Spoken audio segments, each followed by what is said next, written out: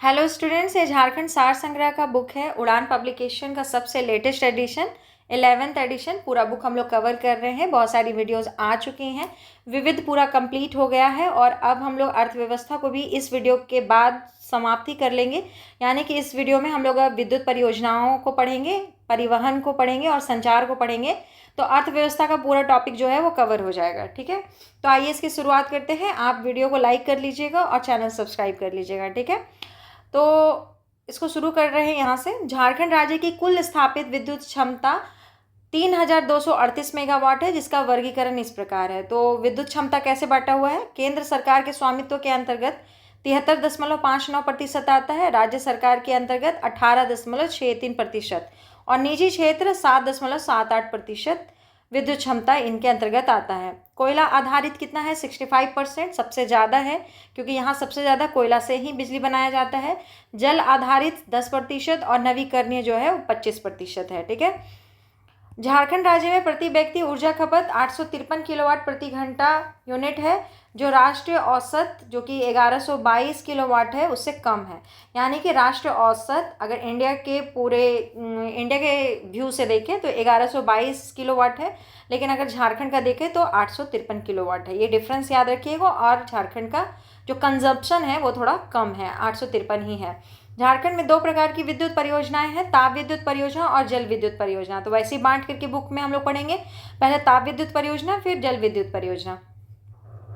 झारखंड में ताप विद्युत परियोजना है। ठीक है, तो पहला है बोकारो ताप विद्युत गृह।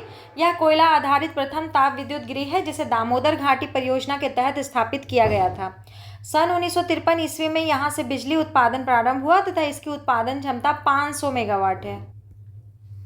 यह संयंत्र दामोदर नदी की सहायक बोकारो नदी पर स्थापित की गई है। इससे राष्ट्रीय ग्रिड को विद्युत आपूर्ति की जाती है। याद रखेंगे। चंद्रपुर ताप विद्युत गृह ये दूसरा है। इसकी स्थापना 1965 ईस्वी में दामोदर घाटी निगम द्वारा बोकारो जिले में की गई थी। इसकी उत्पादन क्षमता 500 मेगावाट है, जिसमें 250 मेगावाट की 2 शक्ति गृह स्थापित किए गए हैं। कोडरमा के बारे में जानिए। कोडरमा ताप विद्युत गृह, यह विद्युत गृह कोडरमा जिले में जयनगर प्रखंड के बांझेडी नामक स्थान पर अवस्थित है। इस विद्युत गृह का संचालन दामोदर घाटी निगम द्वारा किया जाता है। इस विद्युत गृह की उत्पादन क्षमता 1000 मेगावाट है, जिसमें 500 मेगावाट की 2 शक्ति गृह स्थापित है। इस विद्युत गृह में विद्युत उत्पादन हेतु बिटुमिनस कोयला का प्रयोग किया जाता है। हमारे झारखंड में भी सबसे ज़्यादा बिटुमिनस कोयला ही मिलता है, लेकिन सबसे अच्छा कोयला कौन होता है? एंथ्रासाइट होता है। दूसरे नंबर का बिटुमिनस होता है और हमारे यहाँ बिटुमिनस ही पाया जाता है ज़्यादा। ठीक है, अगला है चौथा नंबर पतरातू विद्युत उत्पादन निगम लिमिटेड। यह परियोजना रामगढ़ जिले के पतरातू नामक स्थान पर अवस्थित है। आजकल तो सब बहुत ज़्यादा यहाँ घूमने के लिए पतरातू जो वैली है उसको देखने के लिए जाते हैं। हर्ट वैली कहते हैं उसको। इसकी स्थापना 15 अक्टूबर 2015 में राष्ट्रीय ताप विद्युत निगम एनटीपीसी द्वारा तथा झारखंड बिजली वितरण निगम लिमिटेड जेवीवीएनएल द्वारा संयुक्त उपक्रम के रूप में की गई थी। इस परियोजना में एनटीपीसी की हिस्सेदारी 74% तथा जेवीवीएनएल की हिस्सेदारी 26% है। यह परियोजना नलकारी नदी के तट पर अवस्थित है। ठीक है, लोकल भाषा में नकारी नदी हम लोग बोलते हैं इसको। इस परियोजना की स्थापना 4000 मेगावाट विद्युत उत्पादन हेतु की गई है, जिसके प्रथम चरण में 800 मेगावाट की 3 इकाइयाँ तथा द्वितीय चरण में 800 मेगावाट की 2 इकाइयाँ स्थापित की जानी है। इस परियोजना में उत्पादित कुल बिजली का 85% वितरण झारखंड राज्य को किया जाएगा। इस परियोजना को बनहरडी कोयला खदान से कोयला की आपूर्ति की जाएगी। इस परियोजना को पतरातू बांध से 27 घन फुट प्रति सेकंड जल की आपूर्ति की जाएगी।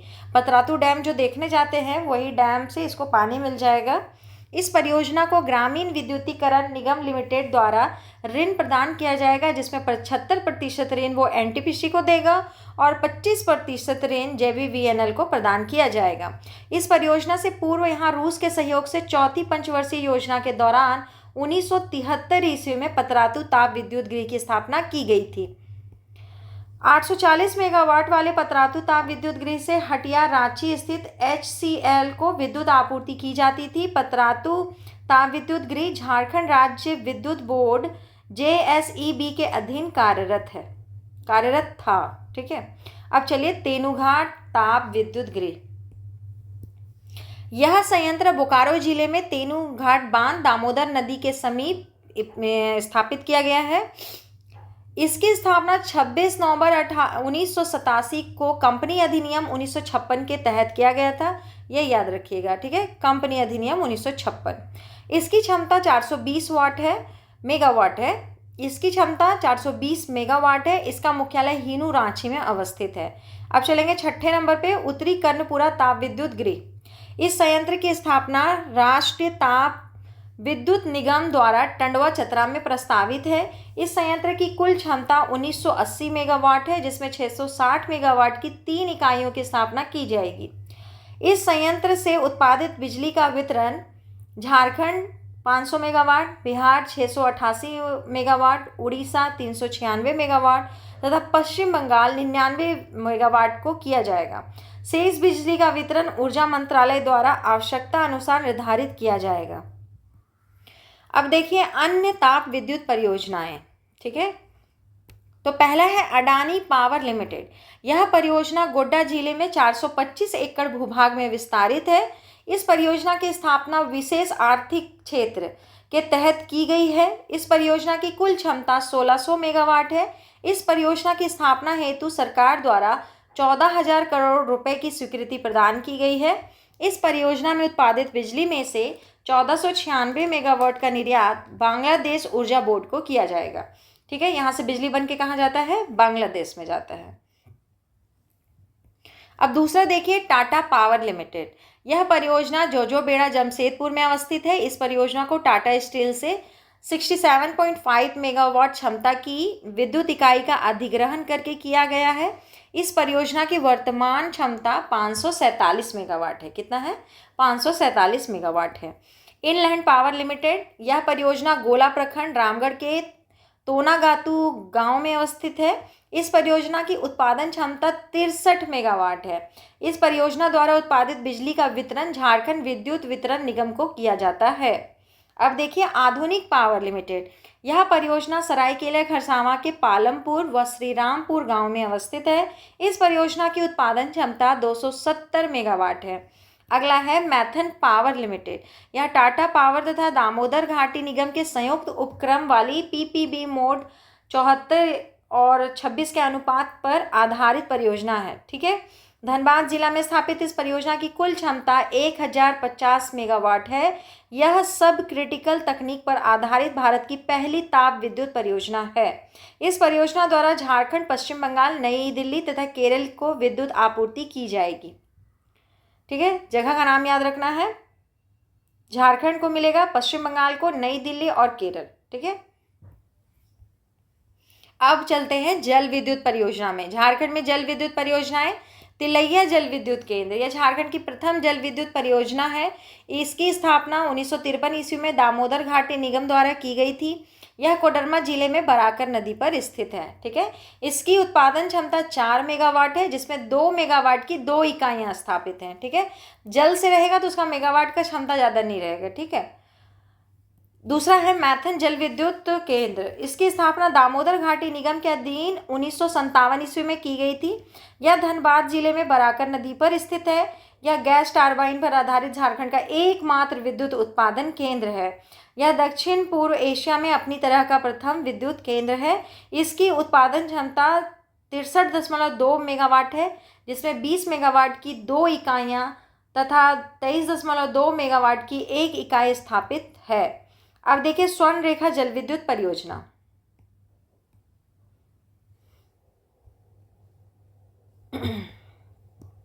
1989 ईस्वी में स्थापित यह परियोजना रांची जिले में स्वर्ण रेखा नदी पर अवस्थित है। विश्व बैंक की सहायता से इस परियोजना का निर्माण झारखंड, पश्चिम बंगाल तथा उड़ीसा सरकार द्वारा किया गया है। क्योंकि स्वर्ण रेखा हम लोग के यहाँ से जब निकलती है तो वो उड़ीसा में ही प्रवेश कर जाती है, तो उड़ीसा भी इसका पार्ट है, पश्चिम बंगाल भी बगल में है और झारखंड, तो इससे सब लाभान्वित होंगे, ठीक है। इसके तहत हुंडरू जलप्रपात रांची से 130 मेगावाट विद्युत उत्पादन किया जा रहा है। इस परियोजना को विद्युत उत्पादन हेतु जल की आपूर्ति गेतल सूद बांध से की जा रही है। इस परियोजना का संचालन झारखंड विद्युत उत्पादन निगम लिमिटेड द्वारा किया जा रहा है। इसके द्वारा उत्पादित विद्युत की आपूर्ति रांची क्षेत्र के उद्योगों को हटिया ग्रिड के माध्यम से की जा रही है। अब देखिए कोनार जल विद्युत केंद्र। यह परियोजना बोकारो जिले में कोनार नदी पर स्थित है। इसकी उत्पादन क्षमता 40 मेगावाट है। यह भूमिगत जल विद्युत केंद्र का निर्माण किया जा रहा है। यहाँ भूमिगत जल विद्युत केंद्र का निर्माण किया जा रहा है। अगला देखिए अय्यर जल विद्युत केंद्र। यह परियोजना दामोदर नदी पर स्थित है। इसकी उत्पादन क्षमता 45 मेगावाट है। अगला है पंचेत जल विद्युत केंद्र। यह परियोजना धनबाद एवं पुरुलिया पश्चिम बंगाल की सीमा पर स्थापित किया गया है। दामोदर नदी पर स्थित इस परियोजना की उत्पादन क्षमता 80 मेगावाट है, जिसमें 40 मेगावाट की 2 इकाइयाँ स्थापित है। 40 2 हो गया 80। बाल पहाड़ी जल विद्युत केंद्र। यह परियोजना गिरिडीह जिले में बराकर नदी पर स्थित है। इसकी उत्पादन क्षमता जो है 20 मेगावाट है। अब देखिए प्रस्तावित हाइड्रो पावर प्लांट, यानी कि इसको बनाना है। राज्य में 1052 करोड़ की लागत से 13 हाइड्रो पावर प्लांट का निर्माण किया जाना है। अब ये कार्यरत नहीं है, बहुत सबको अभी निर्माण करना है। तो परियोजना का नाम देखिए तोरपा परियोजना, जो कारो नदी पर है और इसमें 13 मेगावाट क्षमता रहेगा। लागत है 128.5 करोड़। ठीक है, 128.5 करोड़। दसम फॉल जो है वो कांची नदी पर है, तो उसी पर बनेगा। 6 मेगावाट का क्षमता होगा इसका, 53.64 करोड़। मनोहरपुर जो परियोजना होगा वो कोयल कारो नदी पर होगा। ये 8 मेगावाट का क्षमता होगा इसका और 89.79 करोड़ इसका लागत होगा। बसिया जो है वो कोयल नदी पर होगा। 9 मेगावाट का इसका क्षमता है और 106.17 जो करोड़ है इसका पर खर्च आएगा लागत। जोन्हा फॉल स्वर्णरेखा नदी पर बनेगा। 1 मेगावाट का सिर्फ ये रहेगा और ये 7.98 करोड़ पे ये बनेगा। सीता फॉल जो है वो स्वर्णरेखा नदी पर ये परियोजना बनेगा। 0.7% जो है 0.7 मेगावाट इसका क्षमता होगा और ये 6.35 करोड़ में बनकर तैयार होगा। इसी तरह से अब इधर भी देखिए अड़की परियोजना है तजना नदी पर। 1.5 मेगावाट इसका क्षमता होगा। 11.94 करोड़ से बनेगा। हुंड्रू फॉल स्वर्णरेखा नदी पर है। ये 11 मेगावाट इसका क्षमता होगा और 37.91 करोड़ में ये बन के तैयार होगा। ठीक है, इसी तरह से कुरडेगा का भी आप देख लीजिए। सुगा बांध 1 और सुगा बांध 2 बनेगा। दोनों बूढ़ा या उत्तरी कोयल नदी है। 4.5 दोनों का क्षमता होगा और ये 36 करोड़ में और ये 39.49 करोड़ में बन के तैयार होगा। ठेठाई टांगर जो है वो संख या ब्राह्मी नदी पर बनेगा। 24 मेगावाट इसका क्षमता होगा। 196.85 करोड़ इसमें खर्च होगा। ठीक है, रायडी का यही है संख और ब्राह्मी नदी। 23 मेगावाट का क्षमता पर बनेगा और 171.97 इसमें जो है वो खर्च आएगा। ठीक है, अब देखते हैं कि ये पूरा हमको टेबल का याद रखना पड़ेगा। तो देखिए क्षमता तो बहुत ज़्यादा हार्ड नहीं है, उसको थोड़ा बहुत दिमाग में आप रख सकते हैं। लागत छोड़ दीजिए, लागत रटने का उतना ज़रूरत नहीं रहता है। अब एकागो लागत पूछ भी लेगा तो क्या कीजिएगा, इतना रटने से तो अच्छा है कि एकागो को हम लोग ऑप्शन के हिसाब से भी मार के चलेंगे और क्या। बाकी आप इस कौन सी नदी पर है ज़रूर रट लीजिए और थोड़ा बहुत अगर ध्यान में रख सकते हैं तो उसका क्षमता थोड़ा बहुत ध्यान में रख लीजिए, क्योंकि झारखंड है क्वेश्चन पूछ लेता है, इसमें कोई कुछ नहीं कर सकता। जरेडा द्वारा इस परियोजना का डीपीआर तैयार कराया गया है। इन 13 हाइड्रो पावर प्लांट की कुल क्षमता 125.20 मेगावाट की होगी, जिन पर 1052.67 करोड़ रुपए खर्च होंगे। राज्य की विभिन्न नदियों पर इन पावर प्लांट को लगाने का प्रस्ताव है। हाइड्रो पावर प्लांट से उत्पादित बिजली की लागत 1 रुपये प्रति यूनिट से भी कम आती है। जल से आता ही है कम, इसलिए हम लोग को जल पर थोड़ा सा ध्यान देना चाहिए। कोयला तो एक दिन ख़त्म हो जाएगा। ठीक, कोयल कारो परियोजना प्रस्तावित जो है उसके बारे में थोड़ा सा बताया है। यह परियोजना कोयल तथा कारो नदी पर राष्ट्रीय पन बिजली निगम NHPC द्वारा निर्मित किया जाना है। हमेशा ये कंट्रोवर्सी में ही रहा है, हमेशा से, अभी तक बना नहीं है। इस परियोजना से संबंधित जिले रांची, गुमला और पश्चिमी सिंहभूम है। इस परियोजना के तहत कुल 732 मेगावाट विद्युत उत्पादन का लक्ष्य निर्धारित किया गया है, जिसमें 710 मेगावाट विद्युत का उत्पादन प्रथम चरण में तथा शेष 22 मेगावाट विद्युत का उत्पादन द्वितीय चरण में किया जाना है। ठीक है, राज्य की प्रमुख जल विद्युत परियोजना के बारे में एक नज़र में देख लीजिए। तिलैया जल विद्युत केंद्र जो है उसका उत्पादन 4 मेगावाट है, जिला कोडरमा में पड़ता है और इस किस नदी पर है तो बराकर नदी पर। मैथन जल विद्युत केंद्र 63.2 मेगावाट इसका क्षमता है, धनबाद जिला में पड़ता है और बराकर नदी पर है। स्वर्णरेखा जल विद्युत परियोजना 130 मेगावाट इसका क्षमता है, रांची इसका जिला है और स्वर्णरेखा नदी पर ये परियोजना है।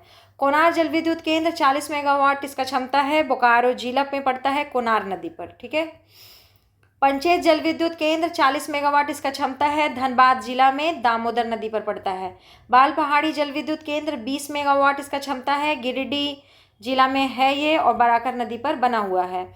अय्यर जल विद्युत केंद्र 45 मेगावाट दामोदर नदी पर है। ठीक है, तो इसको तो याद रखना पड़ेगा। अब अगला जो कॉलम है उसको देखिए, राज्य में स्थापित विद्युत क्षमता मेगावाट में। ठीक है, तो इस कॉलम को एक बार ध्यान से देखिए।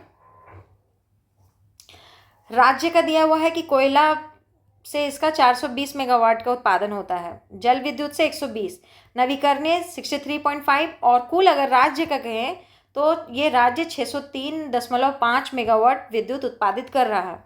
निजी क्षेत्र का क्या हाल है तो 251.85 ये कोयला में उत्पादित कर रहा है, कोयला से उत्पादित कर रहा है, और जल विद्युत और नवीकरणीय में इसका हाथ खाली है, नहीं इसमें ये इससे नहीं ये उत्पादित कर रहा है।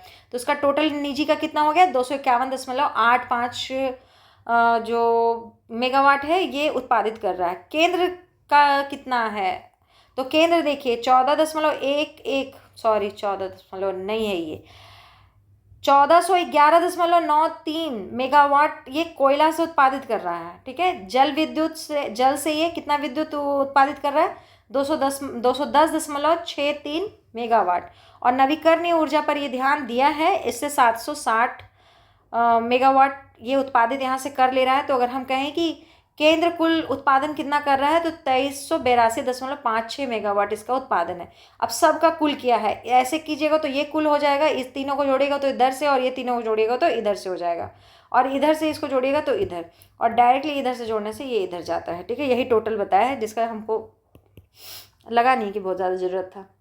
क्षेत्रवार ऊर्जा की मांग, अब देख लीजिए ये पाई चार्ट बनाया हुआ है, इसको समझना ज़्यादा हार्ड भी नहीं है, और इस टाइप से देने का मतलब है कि आप चीज़ों को इस टाइप से बनाइएगा तो क्या है उसको कहते हैं मेंस में भी अच्छा मार्क्स मिलता है।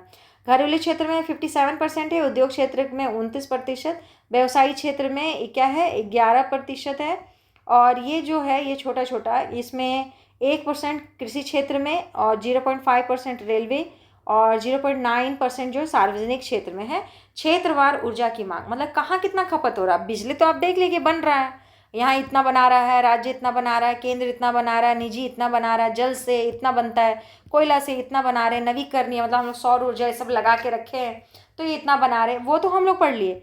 तो अब हम ये भी तो देखेंगे कि कितना खर्च कहाँ कहाँ हो रहा है। ठीक है, ऐसे तो एक बात जानिए कि झारखंड पूरा बिजली जो बना रहा है अपने यहाँ नहीं रखता है, ये बाहर बाहर ही सब सप्लाई होता है, लेकिन फिर भी यहाँ पे ऊर्जा का मांग को बताया गया है 2023-24 के आंकड़े के हिसाब से। ठीक है, झारखंड बिजली वितरण निगम लिमिटेड के बारे में बताया गया है। झारखंड बिजली वितरण निगम लिमिटेड JBVNL की स्थापना वर्ष 2014 में खुदरा व थोक बिजली उपभोक्ताओं को बिजली वितरण करने के उद्देश्य से की गई है। यह झारखंड की सबसे बड़ी बिजली वितरण कंपनी है। JBVNL के गठन के साथ ही राज्य में झारखंड राज्य विद्युत बोर्ड का विघटन कर दिया गया है। ठीक है, ये बना तो राज्य विद्युत बोर्ड खत्म कर दिया गया। JBVNL के नवीन पहल सरल समीक्षा, अब देखिए क्या क्या नाम वाम बहुत बढ़िया बढ़िया रखा है और उसका क्या काम है वो बताया गया है। पहला है सरल समीक्षा, ये नाम है। यह एक ऑनलाइन प्रोजेक्ट मॉनिटरिंग टूल है जिसके माध्यम से कार्यरत परियोजनाओं, ट्रांसफार्मर रिपेयरिंग आदि की रियल टाइम मॉनिटरिंग की जाती है। ठीक है, तो जैसे भी कोई भी परियोजना काम क्या कर रहा है, ट्रांसफार्मर जो है वो रिपेयरिंग इस सब का रियल टाइम मॉनिटरिंग करने के लिए सरल समीक्षा लाया गया है। ठीक है, ऑनलाइन प्रोजेक्ट है। अब दूसरा देखिए सुविधा, केंद्र सरकार के सौभाग्य योजना के अंतर्गत झारखंड बिजली वितरण निगम लिमिटेड ने राज्य में सभी घरों को 2018 तक विद्युत कनेक्शन देने का लक्ष्य निर्धारित किया था। इन्हीं लक्ष्यों के आलोक में ये सुविधा का संचालन किया गया। तो इसका नाम क्या था, सुविधा किसके अंतर्गत आया था? तो सौभाग्य योजना के अंतर्गत इसको शुरू किया गया था। अब देखिए सक्षम जो है, इसका उद्देश्य बिजली विभाग में कार्यरत कर्मचारियों की क्षमता में वृद्धि करना तथा उनमें आपसी प्रतिस्पर्धा का विकास करना है। ठीक है, ताकि वो एक दूसरे के साथ स्पर्धा में रहें और खुद को बढ़िया और ज़्यादा अच्छा साबित करने में वो बहुत अच्छे से काम करें। ठीक है, अगला है सशक्त। इसका उद्देश्य राज्य में उच्च उपभोक्ता सेवा प्रदान करना तथा उपभोक्ता की शिकायतों का निवारण करना है। इसके माध्यम से उपभोक्ताओं द्वारा नई तकनीक आधारित शिकायत करने का प्लेटफॉर्म प्रदान किया जाएगा। ऐसे भी बिजली विभाग में कहीं पर भी शिकायत करना बहुत मुश्किल है। बिल आ गया तो आप फंस गए, अब उसके लिए निवारण तंत्र जल्दी लोग रखते नहीं हैं। देखिए ज्योतिर्मया, झारखंड सरकार ने बृहदारण्यक उपनिषद के शांति मंत्र से प्रेरणा लेते हुए इसकी शुरुआत की है। इसके तहत विद्युत संबंधी विभिन्न कार्यों को विभिन्न वर्गों में विभाजित किया गया है। देखिए जैसा नाम है वैसे ही काम है। ठीक है, देखिए विभाग का नाम है कि झारखंड ऊर्जा विकास निगम लिमिटेड, तो होल्डिंग का काम है। झारखंड ऊर्जा उत्पादन निगम लिमिटेड, उत्पादन का काम है। झारखंड ऊर्जा संचार निगम लिमिटेड, ट्रांसमिशन का काम है।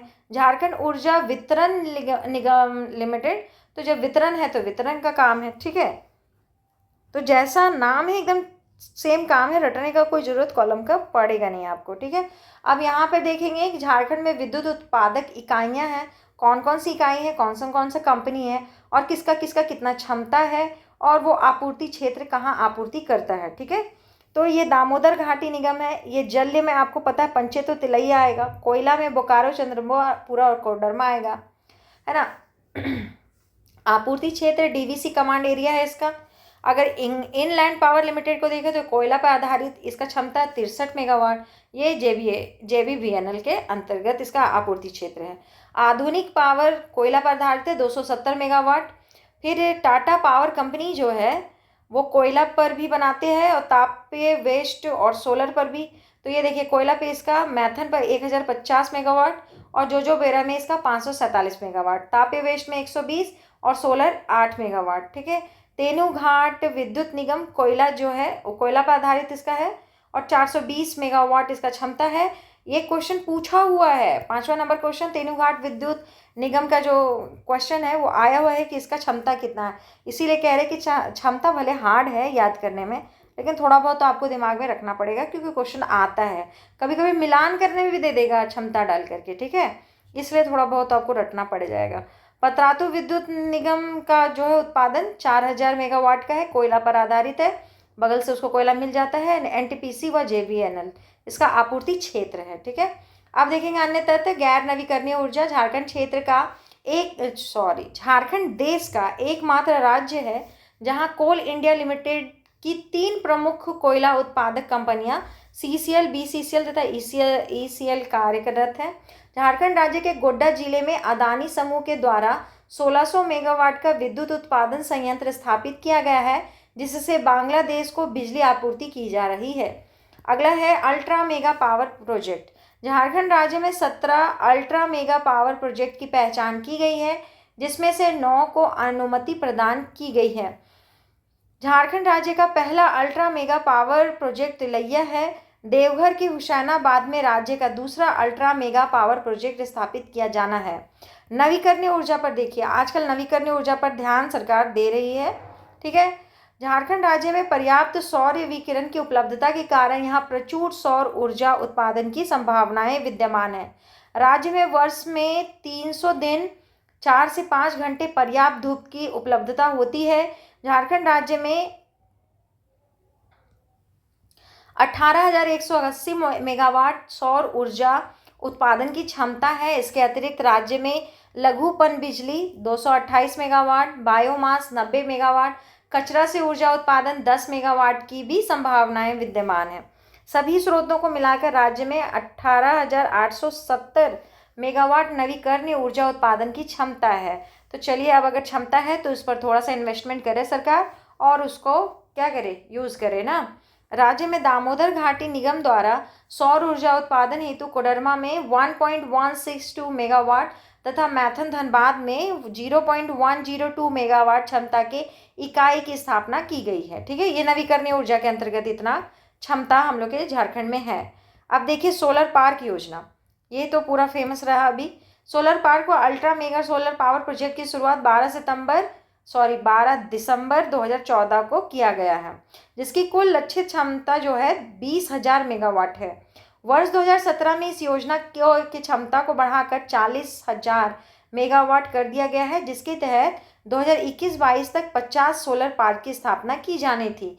जरेडा द्वारा चांडिल डैम में 600 मेगावाट के फ्लोटिंग सोलर पावर प्लांट की स्थापना प्रस्तावित है। ठीक है, अब यहाँ पे देखिए कि कौन कितना मेगावाट का झारखंड राज्य में स्वीकृत सोलर पार्क 31 दिसंबर 2021 तक। ठीक है, कौन कौन स्वीकृत हुआ है सोलर पार्क में? देखिए फ्लोटिंग सोलर पार्क 100 मेगावाट का, देवघर सोलर पार्क 20 मेगावाट का, पलामू सोलर पार्क 20 और गढ़वा सोलर पार्क भी 20 और सिमडेगा सोलर पार्क भी 20।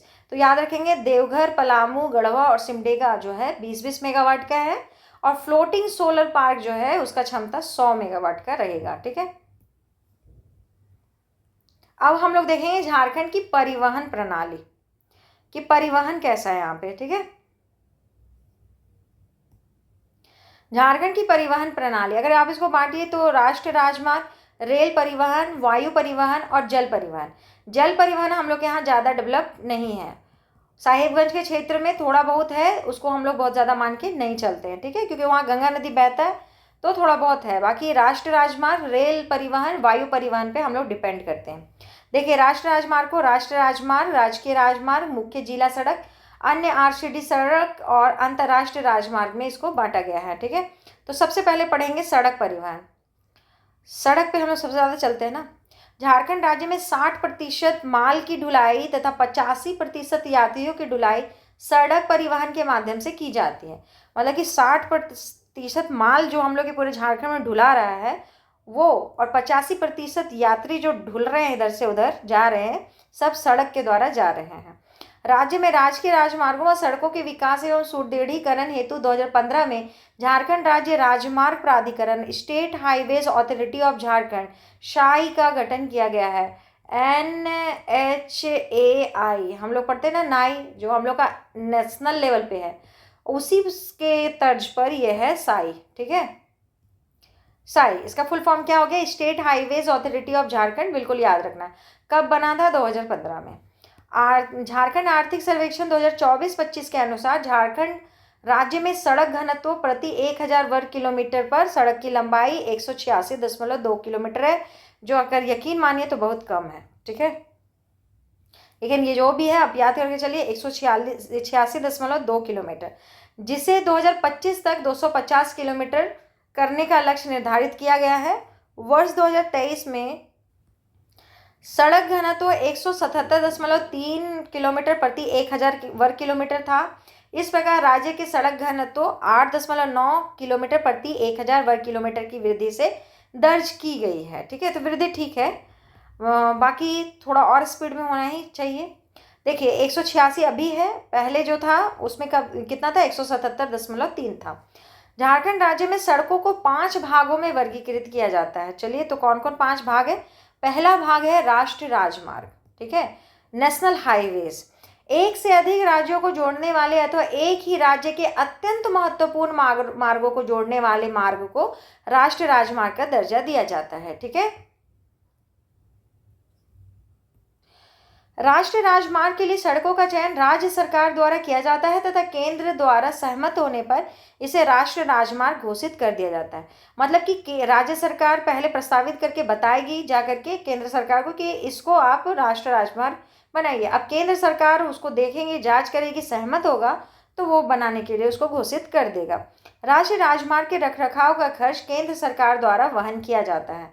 राष्ट्रीय राजमार्ग जैसे राष्ट्रीय नाम है तो इसका वहन भी राष्ट्र में हम लोग का जो केंद्र में सरकार है वो करता है।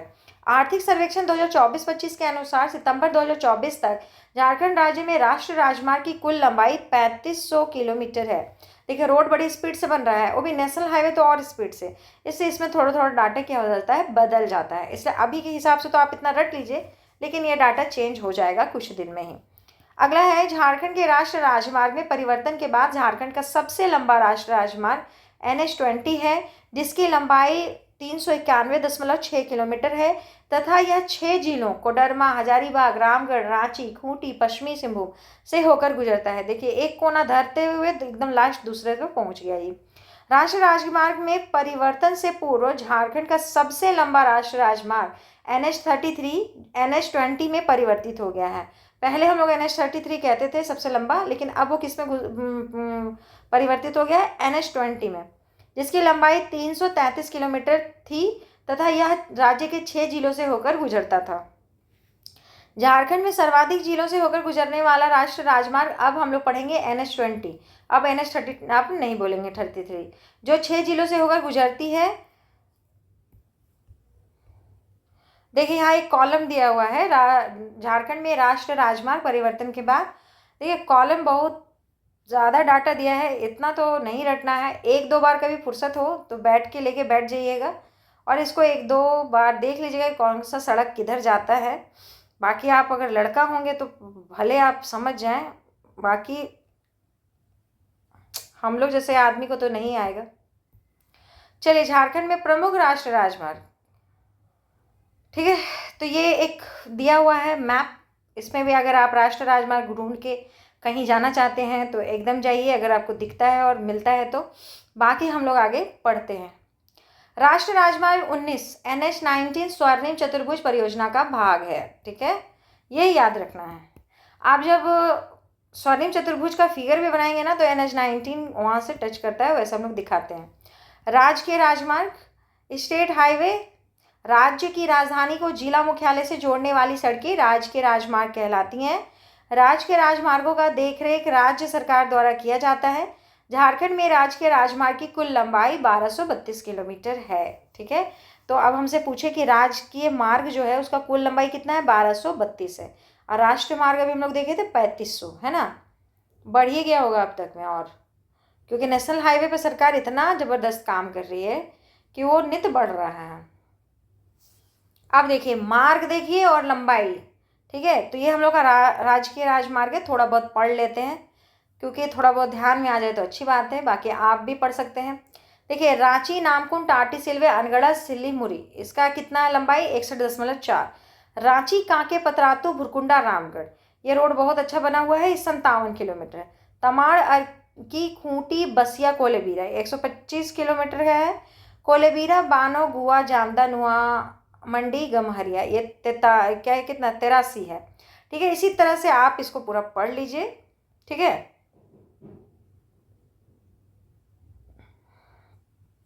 एक डाटा यहाँ पे थोड़ा याद रखिएगा, राष्ट्रीय राजमार्ग में परिवर्तित राजकीय राजमार्ग, ठीक है।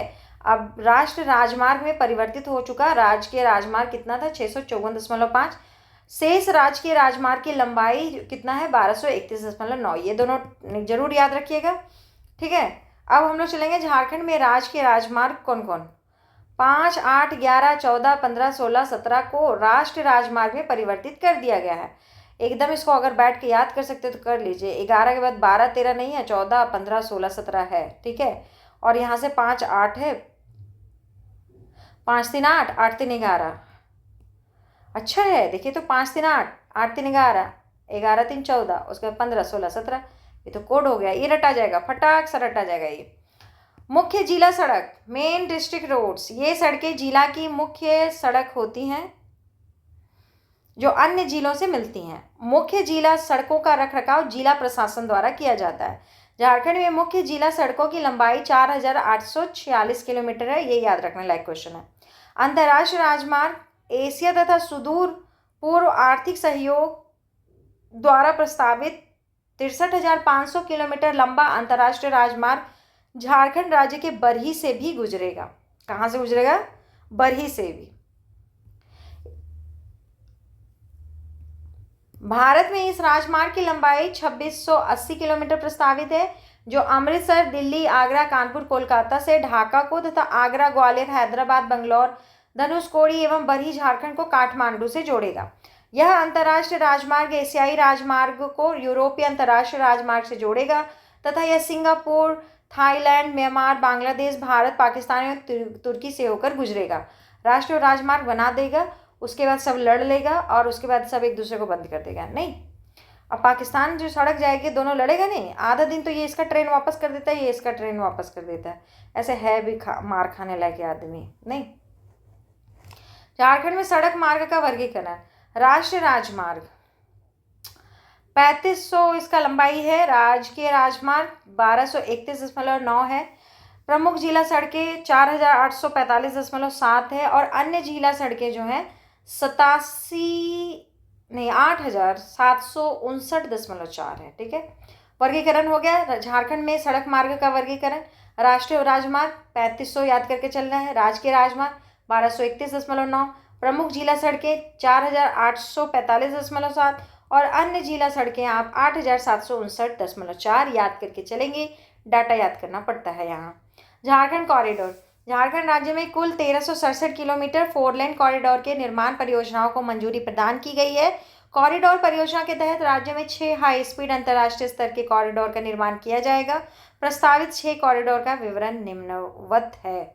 तो देखा जाए कौन कौन कॉरिडोर कहाँ से कहाँ तक बन रहा है। ठीक है, तो पहले देखिए कॉरिडोर का नाम, ईस्टर्न कॉरिडोर। इसका कुल लंबाई 121 किलोमीटर होगा। तो ये चलेगा साहिबगंज से जामताड़ा, निरसा, सिंदरी, फिर सिंदरी से चंदन क्यारी, फिर Chandil. East west corridor, east और वेस्ट नाम है तो उसी हिसाब से चलिए, ईस्ट और वेस्ट इधर होता है। 393 मुड़ी सेमर, गढ़वा, चित्रा, बिंगाबाद, मधुपुर, सारठ, पालाजोरी, दुमका। बढ़िया है। देखिए नॉर्थ साउथ कॉरिडोर, नॉर्थ और साउथ 275 किलोमीटर। झुमरी, तलैया, विसुनगढ़, पिटरवार, कसमार, बरलांगा, सिल्ली, सरायकेला, चाईबासा, जैतगढ़, उड़ीसा बॉर्डर तक पहुंच गए आप। ठीक है, सेंट्रल कॉरिडोर बीच का, ये 140 किलोमीटर का बनेगा। रांची, बुड़मू, टंडवा, चतरा, हंटरगंज, डोभी, बिहार बॉर्डर तक पहुंचा दिया आपको।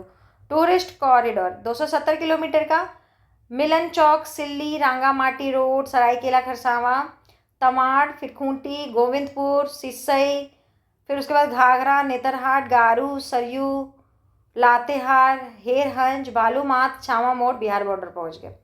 होली टूरिस्ट कॉरिडोर 170 किलोमीटर का, और मांझी, गोला, रजरप्पा, डुमरी, गिरिडीह और देवघर। ठीक है, पहुंच गए आप। बहुत सारा कॉरिडोर का नाम याद हो गया हम लोग को। रेल परिवहन, अब हम लोग रोड से बहुत घूम लिए, अब रेल से घूमना है। झारखंड में रेल मार्ग की कुल लंबाई 2648 किलोमीटर है। झारखंड में सबसे पहले 1862 यानी कि 1862 ईस्वी में, ईस्वी है ये, 1862 ईस्वी में कलकत्ता से राजमहल तक रेलवे लाइन का निर्माण किया गया था। ये इंपॉर्टेंट है। ठीक है, 1865 ईस्वी में गिरिडीह में रेलवे साइडिंग के निर्माण की शुरुआत हुई। 1871 ईस्वी में बनकर तैयार हो गया। इस क्षेत्र से मुख्यतः खनिजों के परिवहन हेतु यहाँ रेलवे का विकास किया गया था। राज्य में 1907 ईस्वी में बंगाल के तत्कालीन governor general Fuller and Fraser के नेतृत्व में पुरुलिया रांची रेल मार्ग की शुरुआत हुई तथा 1911 ईस्वी में रांची लोहरदगा रेल लाइन का निर्माण किया गया। झारखंड में 3 रेलवे जोन है। ये क्वेश्चन बनता है, ठीक है, इस पे ध्यान रखना है। पूर्व मध्य रेलवे, उसका मुख्यालय हाजीपुर है। दक्षिण पूर्वी रेलवे कोलकाता इसका मुख्यालय है। पूर्वी रेलवे कोलकाता इसका मुख्यालय है। ठीक है, ध्यान रखना है, अपने एरिया से ये सब कनेक्टेड है। झारखंड में 3 रेल मंडल है। ठीक है, रेल मंडल के बारे में देखिए। धनबाद रेल मंडल 5 नवंबर 1951 में इसका स्थापना। संबंधित रेलवे जोन है पूर्व मध्य रेलवे जोन। ठीक है, चक्रधरपुर रेल मंडल, इसका स्थापना 14 अप्रैल 1952 को हुआ था। ये दक्षिण पूर्वी रेलवे जिसका कोलकाता मुख्यालय है उससे जुड़ा हुआ है। और रांची रेल मंडल जो है वो 1 अप्रैल 2003 को स्थापित हुआ और ये भी दक्षिण पूर्वी रेलवे से, ये जोन से जुड़ा हुआ है। ठीक है, रेलवे जोन ध्यान रखना है, अपने एरिया में है तो एकदम याद रखना पड़ेगा। राजस्व प्राप्ति के आधार पर धनबाद झारखंड का सबसे बड़ा रेलवे स्टेशन है, सबसे बड़ा। ठीक है, राज्य में रेल पथों का सर्वाधिक घना विस्तार दामोदर घाटी और स्वर्ण रेखा घाटी क्षेत्र में है, जबकि पलामू का पाट क्षेत्र, ऊपरी दामोदर घाटी क्षेत्र, हजारीबाग का ऊंचा नीचा पठार और राजमहल पहाड़ी क्षेत्र रेल रहित है। तो देखिए यहाँ रेल बनाना, पटरी बैठाना मुश्किल है इसलिए भी, और ये दामोदर घाटी में और आप स्वर्ण रेखा नदी घाटी में जानते हैं कि उधर इन लोगों को खनिज बहुत मिलता है, तो खनिज ढोना भी तो पड़ेगा। अब उतना आप रोड से नहीं ढो सकते जितना अच्छे से आप ट्रेन से ढो सकते हैं। ठीक है, वर्तमान समय में जमशेदपुर में कंटेनर टर्मिनल का डिपो स्थित है तथा रांची में केंद्र रेलवे विद्युतीकरण संगठन की शाखा स्थित है। ठीक है। झारखंड राज्य में प्रस्तावित रेल परियोजनाएं रांची लोहरदगा कोडरमा, रांची गिरिडीह कोडरमा, कोडरमा तिलैया, मोहनपुर हंसडीहा, देवघर बांका है। झारखंड राज्य में रेल परियोजनाओं में तेजी लाने हेतु Jharkhand central railway limited JCRL company का गठन किया गया है। इस कंपनी के द्वारा शिवपुर कठौलिया रेल परियोजना का विकास किया जाना है, जिसके लिए भूमि अधिग्रहण का कार्य किया जा रहा है। यहाँ विकास करना है बहुत ज़रूरी है और विकास करने के लिए भूमि अधिग्रहण करना पड़ता है और वो यहाँ के लिए बहुत सरदर्द हो जाता है। राज्य में नई रेल परियोजनाओं के विकास हेतु राज्य सरकार व रेल मंत्रालय के बीच समझौता किया गया है, जिसके अंतर्गत राज्य सरकार व रेल मंत्रालय की रेल परियोजनाओं के विकास में भागीदारी 51:49 के अनुपात में होगी। इसके लिए दोनों के द्वारा Jharkhand rail infrastructure development corporation limited नामक संयुक्त उपक्रम का गठन किया गया है। इस संयुक्त उपक्रम के द्वारा निम्न रेल परियोजनाओं का विकास किया जाना है। तो कौन कौन से रेल परियोजना का विकास होगा? नामकुम कांद्रा, चतरा वासुकीनाथ, गिरिडीह पारसनाथ मधुबन, गोड्डा पाकुड़ और टोरी चतरा। ठीक है, ये सब रेल परियोजना बनाना है। देश के पूर्वोत्तर राज्यों में आवागमन की सुविधा बढ़ाने हेतु 1856 किलोमीटर लंबा ईस्टर्न डेडिकेटेड फ्रेट कॉरिडोर का निर्माण किया जा रहा है। इस कॉरिडोर का 196 किलोमीटर विस्तार झारखंड राज्य में भी है। ठीक है, 196 किलोमीटर झारखंड राज्य में भी है। ऐसे भी देश के पूर्वोत्तर राज्यों को कनेक्टिविटी 1 से 2, 2 से 4 हो जाए तो ज़्यादा बेटर है, क्योंकि वो उधर थोड़ा पड़ जाता है, उसका कटने का डर है ना। तो इसके लिए सरकार थोड़ा अभी से प्रयासरत है, क्योंकि आप जियोपॉलिटिकल इश्यूज़ को अगर जानते होंगे तो उसमें थोड़ा बहुत इसके लिए चिंता जताया जा रहा है। ठीक है, अगला है चक्रधरपुर रेलवे स्टेशन का नाम पोड़ाहाट के राजा चक्रधारी सिंह देव के नाम पर है, जबकि आदित्यपुर रेलवे स्टेशन का नाम सरायकेला के राजा आदित्य प्रताप सिंह देव के नाम पर है। इसको एक बार देख लीजिएगा। ठीक है, अब देखिए वायु परिवहन, हवा में अब हम लोग यात्रा करेंगे। तो ये है झारखंड में सबसे पहले 1941 ईस्वी में रांची हवाई अड्डा का निर्माण किया गया। 1941 रांची स्थित हवाई अड्डा का नाम बिरसा मुंडा हवाई अड्डा रखा गया, जो राज्य का एकमात्र अंतर्राष्ट्रीय हवाई अड्डा है। हीनो में अवस्थित यह हवाई अड्डा 1568 एकड़ क्षेत्र में फैला हुआ है। कोई अंतर्राष्ट्रीय फ्लाइट यहाँ नहीं आता है, नहीं जाता है। हम लोग जब यहाँ से जाते हैं तो हम लोग को या तो कलकत्ता, या तो दिल्ली, या तो बेंगलोर ही पकड़ना पड़ता है, अदरवाइज कोई चारा नहीं है। पहले तो डायरेक्ट फ्लाइट भी नहीं आता था। हम लोग दिल्ली से आते थे तो पहले कलकत्ता, उसके बाद रांची, और अगर कहीं और से भी आए तो कलकत्ता या दिल्ली या बीच में कहीं भी एक जगह स्टॉपेज लेना पड़ता था। और भुवनेश्वर से भी आना रहता था तो यही दिक्कत होता था। लेकिन अभी सप्ताह में 2-3 फ्लाइट चलता है भुवनेश्वर से भी, और दिल्ली से भी डायरेक्ट है। दिल्ली से तो शुरू से शायद डायरेक्ट था, लेकिन भुवनेश्वर से डायरेक्ट नहीं था।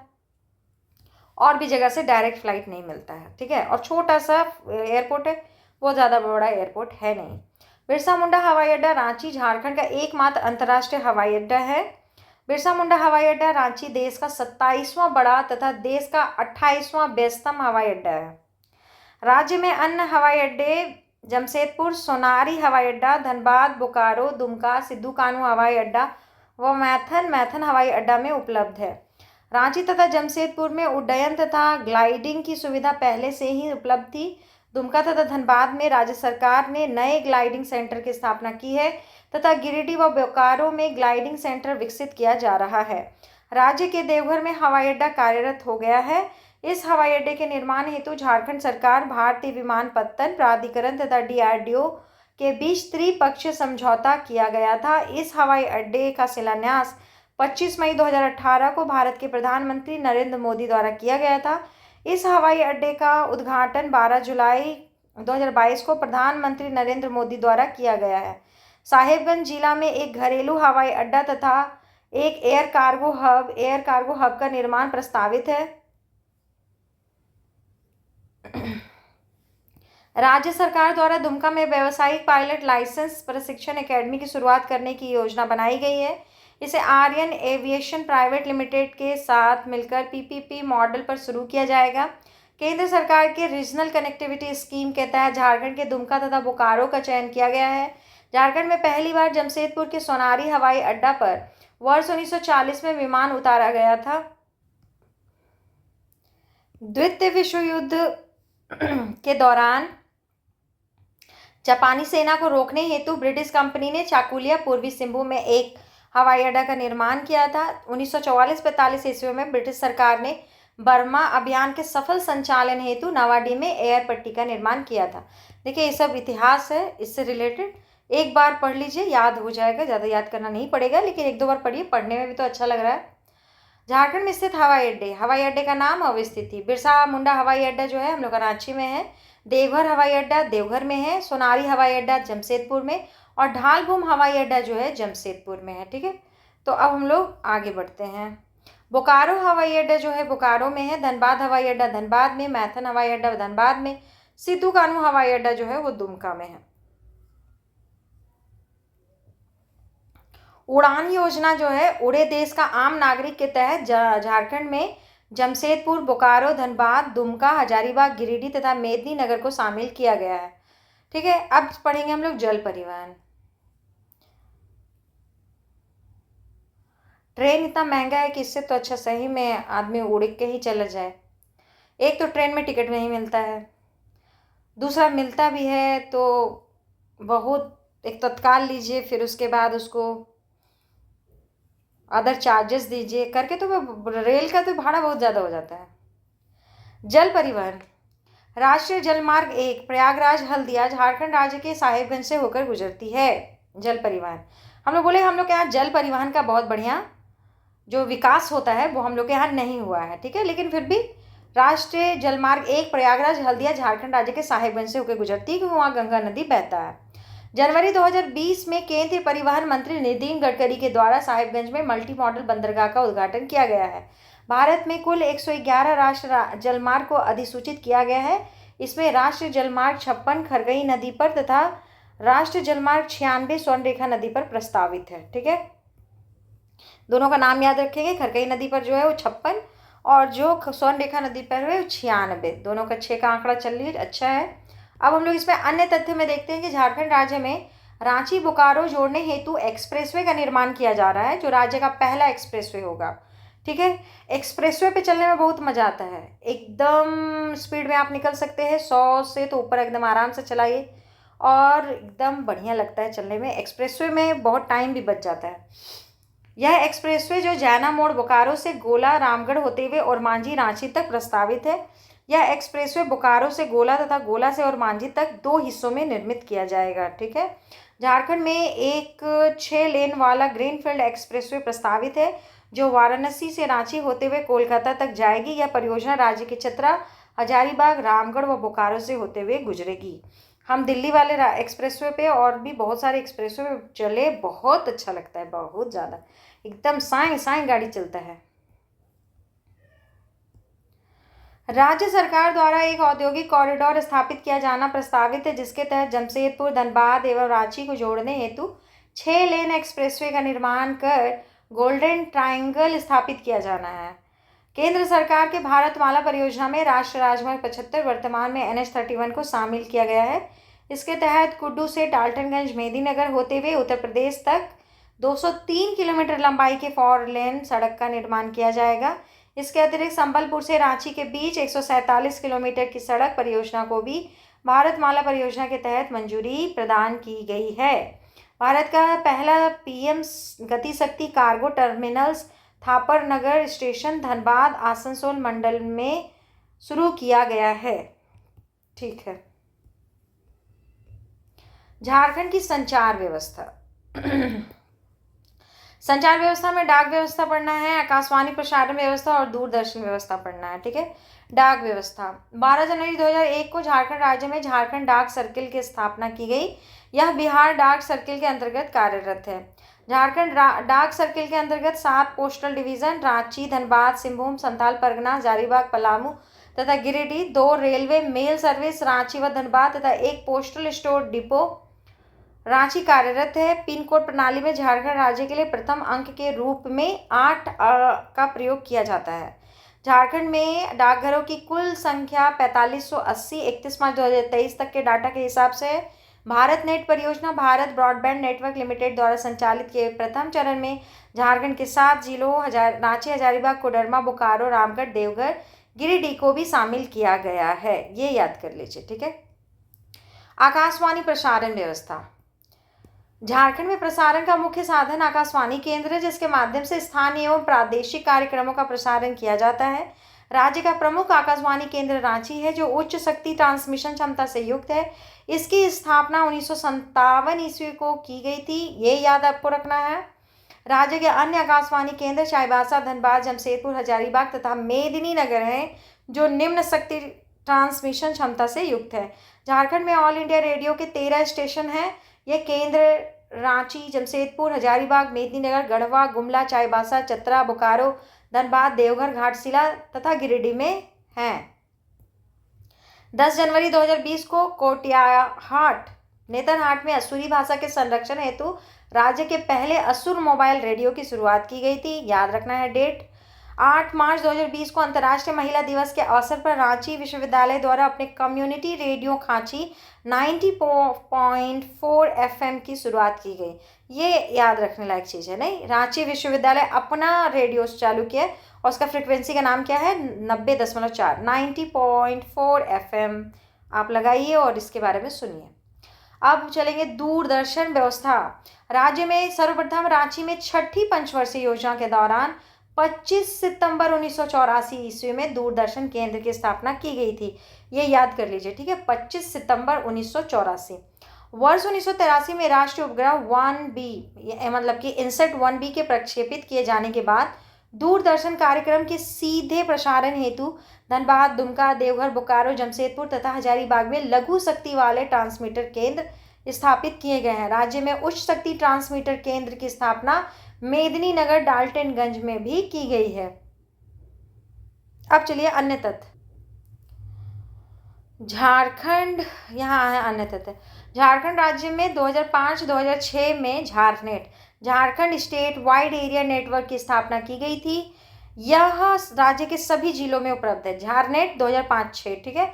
झारखंड राज्य में ई गवर्नेंस परियोजनाओं के संचालन हेतु एक स्वायत्त संस्था के रूप में Jharkhand agency for promotion of information technology JAP-IT का गठन 29 मार्च 2004 को किया गया था। राज्य के सूचना प्रौद्योगिकी एवं ई गवर्नेंस विभाग द्वारा इसरो के सहयोग से 2003 में झारखंड अंतरिक्ष उपयोग केंद्र JSAC, इसके बारे में लोग पढ़ते हैं, का गठन किया गया है। इसका प्रमुख उद्देश्य राज्य के प्राकृतिक संसाधनों के आकलन व मानचित्रीकरण, सुदूर संवेदन आदि हेतु अंतरिक्ष तकनीक का प्रयोग करना है, ठीक है। आपदा प्रबंधन में भी हम लोग इसको बहुत यूज़ करते हैं, JSAC को, ठीक है। झारखंड राज्य के अलग DD न्यूज चैनल 24/7 की घोषणा वेंकैया नायडू तत्कालीन केंद्रीय मंत्री द्वारा की गई थी।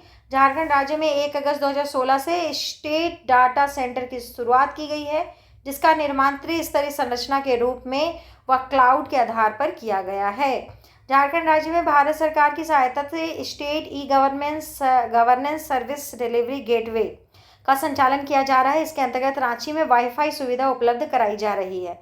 राज्य के रांची जिले के सांगा गांव कांके प्रखंड में IIT का स्थायी परिषद बनाया जाना प्रस्तावित है। इस परियोजना हेतु साझेदार के रूप में CCL, TCL तथा टाटा मोटर्स का चयन किया गया है, ठीक है। तो ये हो गया यहाँ पे समाप्त। बहुत अच्छा हुआ, हम लोग परियोजना पढ़ लिए, है ना। जो भी ऊर्जा का परियोजना था वो पढ़ लिए, परिवहन पढ़े और हम लोग संचार पढ़े। आज अर्थव्यवस्था यहाँ पे क्या हो गया, खत्म हो गया, ठीक है। तो हम लोग उड़ान सार संग्रह से पूरा अर्थव्यवस्था को कवर कर लिए हैं। आप इसको 102 बार सुनिए, आपको याद हो जाएगा, ठीक है। उससे ज़्यादा दिमाग लगाने की ज़रूरत बिल्कुल भी नहीं पड़ेगा। तो इसी के साथ आप वीडियो लाइक कर दीजिएगा, चैनल को सब्सक्राइब कर लीजिएगा। धन्यवाद।